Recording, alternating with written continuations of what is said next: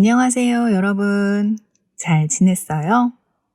한국은 아직 날씨가 쌀쌀하지만 창밖을 내다보면 햇살이 너무 예뻐요.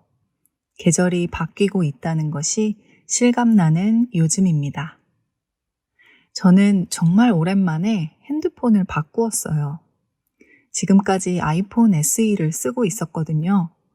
SE의 크기와 홈 버튼이 좋아서 좀 불편해도 계속 쓰고 있었는데 작년 겨울부터 급격히 전화 통화가 안 되기 시작했어요. 저는 사실 아이폰 플립이 나오면 바꾸고 싶었는데 지금 쓰고 있는 SE가 그때까지 버텨주지 못할 것 같더라고요. 그래서 어쩔 수 없이 아이폰 14로 바꾸었습니다. 아이폰 플립이 아니면 굳이 신상품을 원하는 건 아니어서 제가 필요한 조건을 갖춘 핸드폰으로 바꾸었어요.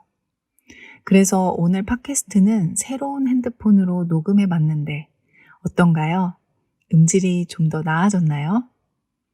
구독자분들을 위해 천천히 녹음 품질을 개선해 보려고 합니다. 팟캐스트는 소리가 아주 중요하니까요. 제가 좀 더 노력해 보도록 하겠습니다. 얼마 전에 블로그를 읽다가 아주 재미있는 이야기를 찾았는데요. 제목이 한국인이 자주 하는 거짓말이었습니다.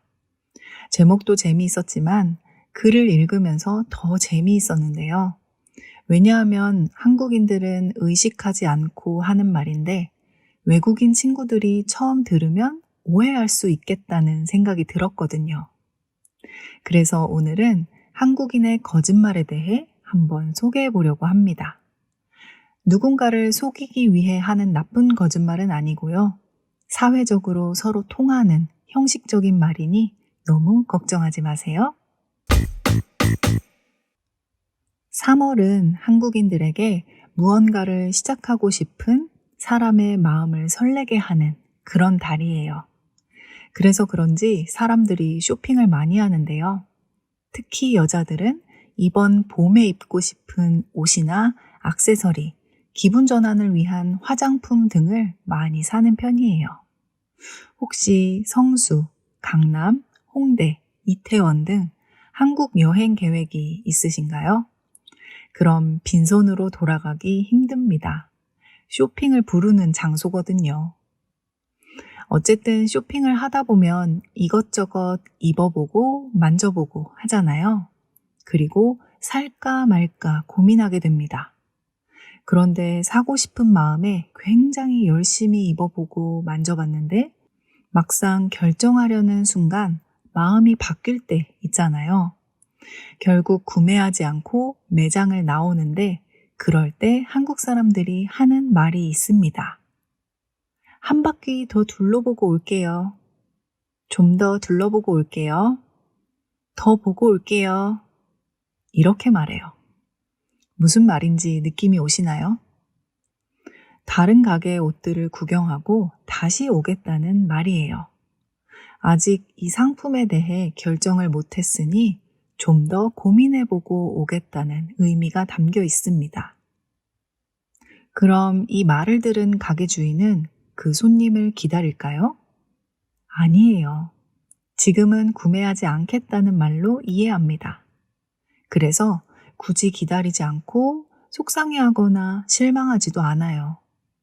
그냥 네, 또 오세요 라던가 네, 안녕히 가세요 정도의 인사를 해주십니다. 그럼 한국 사람들은 굳이 왜 다시 올게요 라는 말을 할까요? 구경한 사람이 약간 미안한 감정을 느끼기 때문이에요. 특히 살 것처럼 열심히 입어보고 만져봤는데 안 사게 되는 경우, 그럴 때 한 바퀴 더 둘러보고 올게요 라고 많이 말합니다. 사실 미안할 일도 아닌데 말이죠. 그냥 한국 문화인 것 같습니다. 미안한 마음이 드니까 지금은 안 살게요 라고 말하는 게 불편한 겁니다. 그래서 좀 더 구경하고 마음에 들면 다시 오겠다고 말하는 거죠. 그럼 직접적인 거절은 아니니까요. 한국에 여행 오신 분들은 특히 쇼핑 많이 하시잖아요. 혹시 쇼핑을 하다가 마지막에 구매하지 않기로 하고 매장을 나간다면 한 바퀴 더 둘러보고 올게요 라고 꼭 한번 말해보세요. 상대방에게는 아주 정중하고 부드럽게 거절하는 말로 들릴 겁니다. 다음은 한국에서 살고 계신 분들이라면 많이 들어보셨을 겁니다. 누군가를 만나고 헤어질 때 하는 말이에요. 다음에 밥 한번 먹자. 들어보신 분 많으시죠? 정말 많은 외국 분들이 이상하다고 생각하는 인사말이에요. 갑자기 왜 밥을 먹자고 하는 건지, 밥을 먹자고 말하면서 언제 먹자는 건지 얘기하지 않잖아요. 심지어 시간이 지나도 밥을 먹자는 연락이 오지 않아요. 왜냐하면 이건 그냥 인사거든요. 나중에 또 보자 이런 의미예요. 그런데 왜 밥을 먹자고 할까요? 그건 가난했던 한국 현대사를 알면 이해하기 쉬워요. 한국은 1950년에 한국 전쟁이 있었어요. 그리고 그 전쟁이 끝난 후에 거의 폐허가 됐죠. 먹을 것도 입을 것도 지낼 곳도 모든 게 다 부족했어요. 당연히 밥을 제대로 먹기 힘든 시대였습니다. 그래서 사람들 사이의 안부 인사가 밥 먹었어? 라는 말이 되었다고 해요. 그 전에도 밥에 관한 인사는 쭉 있었다고도 하는데요. 여러 의견을 찾아보니 한국전쟁 이후에 밥 먹었어? 라는 인사가 사람들에게 습관이 된 것 같습니다. 다음에 밥 한번 먹자 라는 의미도 마찬가지예요. 정말 다음에 밥을 같이 먹자는 의미보다는 다음에 또 만나자고 인사하는 의미가 훨씬 큽니다. 만약에 정말 다음에 만나서 밥을 먹고 싶은 거라면 아마 그 자리에서 서로 스케줄을 확인하고 날짜와 시간을 정할 거예요. 그런데 길거리에서 손을 흔들며 다음에 밥 한번 먹자 라고 하는 것은 평범한 인사로 생각하시면 됩니다. 밥과 관련된 안부 인사는 이 밖에도 정말 많은데요. 사람을 만났을 때도 밥 먹었어? 밥 먹었어요? 라고 말하고요. 걱정을 할 때 밥도 못 먹은 거야? 밥은 먹었어? 라고 말하고요. 고마울 때는 나중에 내가 밥 한 번 살게. 상대방이 아플 때는 밥 잘 먹으면 금방 나을 거야. 라고 말합니다. 정말 한국인들의 이 지독한 밥사랑이 느껴지시나요? 세 번째 표현은 시간 약속을 잘 지키지 못하는 사람들이 많이 쓰는 표현입니다. 거의 다 도착했어. 거의 다 왔어. 다 왔어. 조금만 기다려. 금방 갈게. 입니다. 예를 들면 이런 상황이에요. 친구랑 퇴근하고 7시에 만나서 같이 저녁을 먹으려고 했어요. 약속 장소에 도착했는데 7시 10분이 넘어도 친구가 안 오는 거예요. 그래서 친구한테 전화합니다. 너 어디야? 거의 다 왔어. 조금만 기다려줘. 금방 갈게. 알겠어. 그리고 10분이 지났는데 아직도 친구가 안 보여요. 너 어디야? 왜 안 와? 거의 다 도착했어. 1분만 기다려. 그리고 10분이 지나서야 드디어 친구가 도착했어요. 여러분은 이런 경험 있으신가요? 저는 이런 경험이 꽤 있습니다. 그래서 거의 다 도착했다는 친구의 메시지를 받으면 사실 잘 안 믿어요. 도착하려면 시간이 걸리겠구나 하고 마음을 비웁니다. 그게 제 마음이 편하거든요. 정말 거의 다 도착한 것인지 아니면 미안한 마음에 그냥 하는 소리인지 구분할 수 있는 방법이 없어요. 그 친구가 도착해야 알 수 있습니다. 어느 나라에나 친구들 중에서 약속을 했을 때 상습적으로 지각을 하는 친구들이 있죠. 그런 친구들은 꼭 5분, 10분, 심하면 30분 이상씩 늦습니다. 한국에서 거의 다 도착했어 라고 말하는 경우는 보통 10분 내외로 늦을 때 가장 많이 써요. 30분 이상 늦게 되면 그때는 솔직하게 늦을 것 같다고 말하는 편이거든요. 물론 사람마다 다릅니다. 어떤 사람은 약속 시간에 집에서 막 출발을 하면서도 거의 다 도착했어, 금방 갈게 라고 말하는 사람도 있거든요. 물론 살다 보면 약속 시간에 늦을 때도 있는데요. 그럴 때 여러분도 이 표현을 사용할 수 있습니다. 이 표현 자체가 나쁜 건 아니니까요. 저 같은 경우는 좀 더 정확하게 알려주는 편이에요. 거의 다 왔어. 5분 안에 도착할 것 같아. 금방 갈게. 10분 안에 도착할 수 있을 것 같아. 이렇게 보통 씁니다. 그리고 도착하는 시간을 정확하게 지키려고 많이 노력해요. 그래야 다음에 제가 하는 말을 상대방이 믿을 수 있을 테니까요. 잘 기억하셨다가 필요할 때 꼭 적절히 써보시길 바랍니다. 그리고 마지막으로 아주 간단하고 쉬운 표현을 소개할게요. 바로 괜찮아요입니다. 괜찮아요라는 말은 정말 다양하게 많이 쓰이는 표현이에요. 원래 갖고 있는 의미는 나는 괜찮아, 문제 없어 라는 말이죠. 문제는 이게 정말 괜찮을 때도 쓰고 그렇지 않을 때도 쓴다는 겁니다. 더 솔직히 말하자면 한국인들이 자기도 모르게 나오는 말이에요. 괜찮든 안 괜찮든 일단 괜찮다고 말하는 것이죠. 왜냐하면 이 상황을 별일 아닌 것처럼 넘기고 싶기 때문이에요. 예를 들면 이런 겁니다. 친구가 실수로 제 컵을 깨서 미안하다고 사과할 때 많은 사람들이 괜찮아 라고 말해요.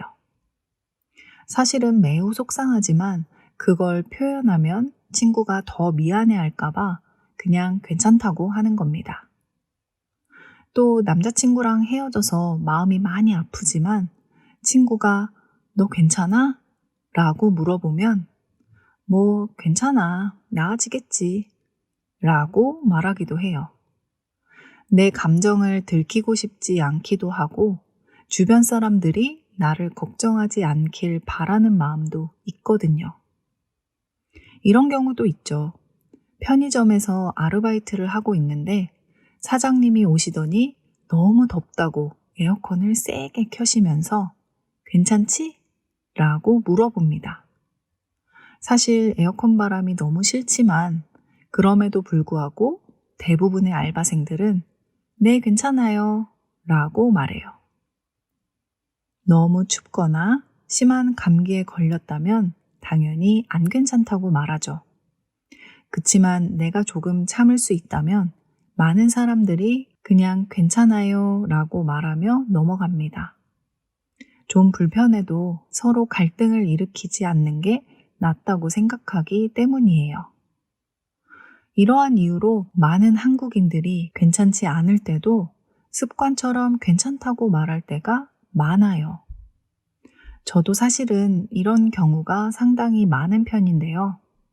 일을 크게 만들고 싶지 않고 다른 사람이 나를 걱정하게 만들고 싶지도 않기 때문이에요.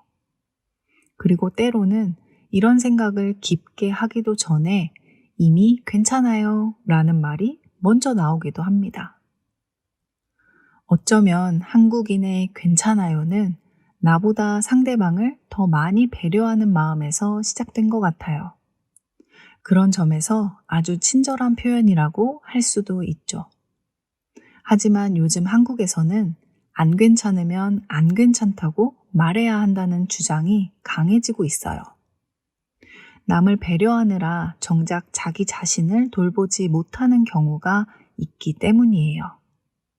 특히 회사의 보스라던가 집안의 어른이라던가 학교의 선생님처럼 나보다 나이가 많고 직위가 높은 사람들에게 안 괜찮다고, 괜찮지 않다고 말할 수 있는 용기가 필요하다는 걸 많은 사람들이 느끼고 있습니다.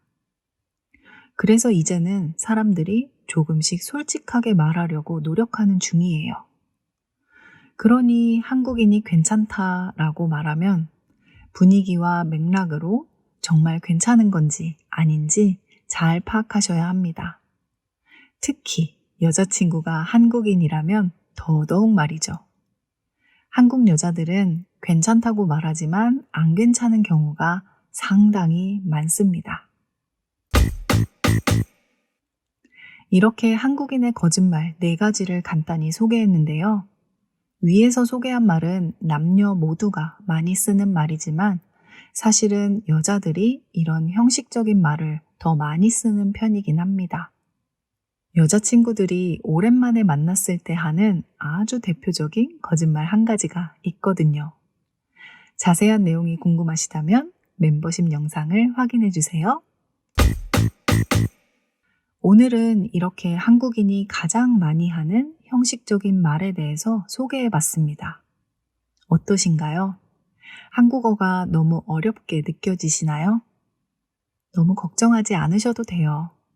왜냐하면 언어는 상황과 맥락에 따라 서로 통하는 것이기 때문에 제 설명을 다 기억하고 있지 않아도 알아차릴 수 있을 겁니다.